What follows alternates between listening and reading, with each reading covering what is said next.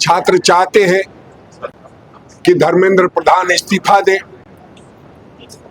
और प्रधानमंत्री पता नहीं किस दबाव में है, क्यों उनका इस्तीफा नहीं लेते।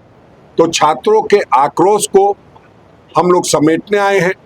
हम लोग छात्रों के साथ संवाद कर रहे का काम किया है और किस तरह से सिर्फ 22 छात्रों के आत्महत्या का सवाल नहीं है, सवाल देश के छात्रों के भविष्य के आत्महत्या का है। जो छात्रों का भविष्य है वो पेपर माफिया के पास उनके कब्जे में हो गया है। क्यों नहीं प्रधानमंत्री ले लेते हैं धर्मेंद्र प्रधान का इस्तीफा?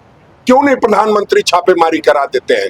सीबीआई की जो आप जांच की बात करते हैं वो सीबीआई की जांच का हुआ क्या? प्रधानमंत्री जी क्यों नहीं सदन में, या आपसे तो मुखातिब नहीं होते इसलिए मैं नहीं कहूंगा, क्योंकि प्रेस से तो वो आदमी कभी मुखातिब ही नहीं हुआ। उससे प्रधानमंत्री को सीख लेनी चाहिए कि हाँ, झारखंड में देखो जेपीएससी की बात आई, जेपीएससी के कार्यालय में छापेमारी हुई है और जो भी होगा दूध का दूध और पानी पानी। इतना बड़ा छात्रों का जो आंदोलन हुआ, छात्र इतनी बर्बरता के साथ पीटे गए, किसी भारतीय जनता पार्टी के नेता का अगर एक भी बयान आया हो तो आप बता दीजिए। कर रहे हैं आदरणीय राहुल गांधी जी ने इसकी शुरुआत की थी देहरादून से, कोटा से और फिर देहरादून में हुआ। तो आपने देखा किस तरह से छात्र जागरूक हुए और जो परसों संसद के सामने हुआ वो किसी से छुपा नहीं है। छात्र चाहते हैं कि धर्मेंद्र प्रधान इस्तीफा दें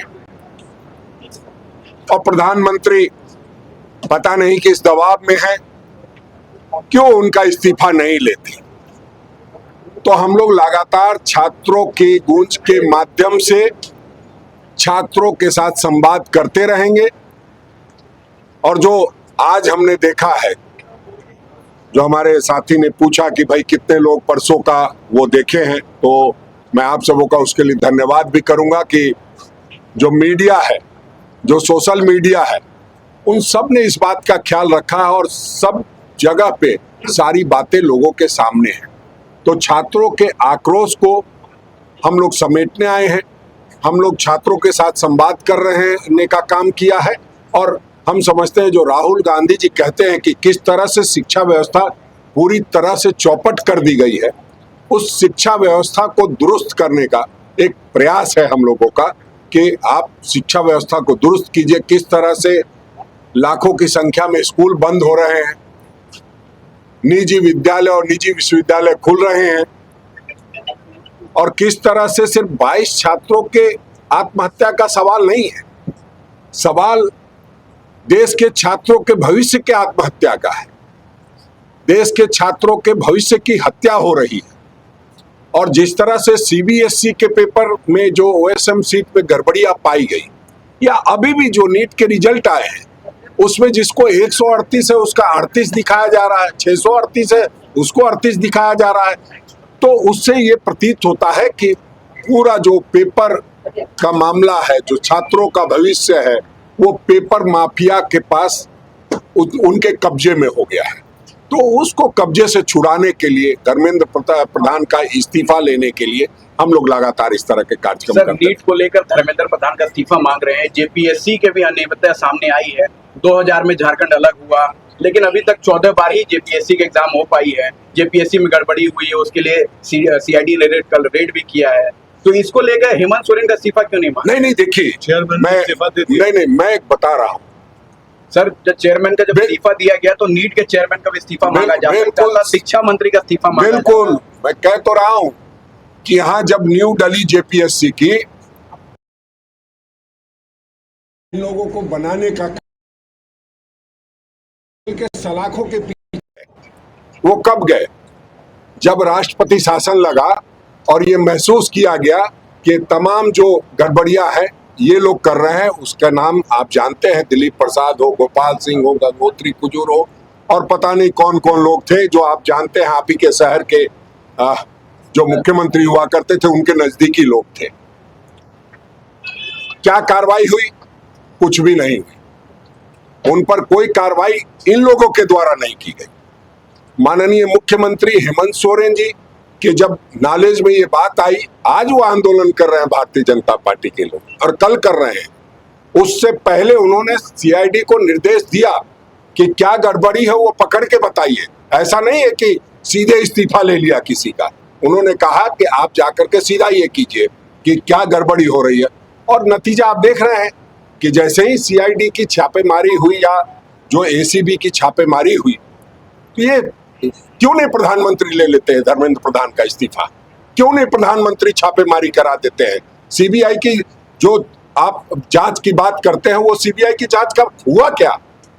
प्रधानमंत्री जी क्यों नहीं सदन में, या आपसे तो मुखातिब नहीं होते इसलिए मैं नहीं कहूंगा, क्योंकि प्रेस से तो वो आदमी कभी मुखातिब ही नहीं हुआ।